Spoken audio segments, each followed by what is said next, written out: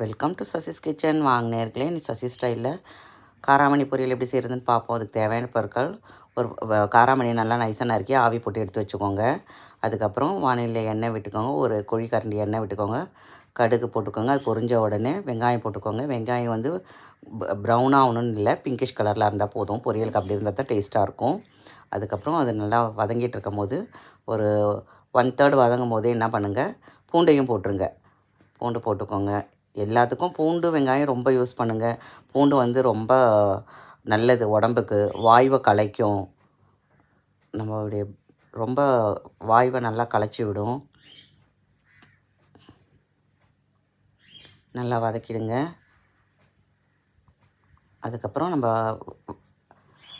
வேக வச்சு வச்சுருந்தோம் இல்லையா, அந்த காராமணியை போட்டுருங்க. வடிகட்டி போட்டு விட்ருங்க. இல்லை நீங்கள் பச்சையாகவே செஞ்சு எண்ணெய் தண்ணி விட்டு செய்யணுன்னா கூட செய்யலாம். அது உங்களை இது வந்து ஈஸியாக இருக்கும்.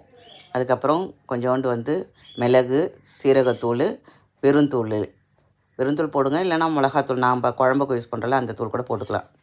உங்கள் காரத்துக்கு தக்கன மாதிரி போட்டுக்கோங்க. போட்டுட்டு நல்லா மிக்ஸ் பண்ணிக்கோங்க. அதுக்கப்புறம் தேவைக்கேற்ற உப்பு போட்டுக்கோங்க. இதில் விருப்பம் இருந்தால் தேங்காய் போடுங்க.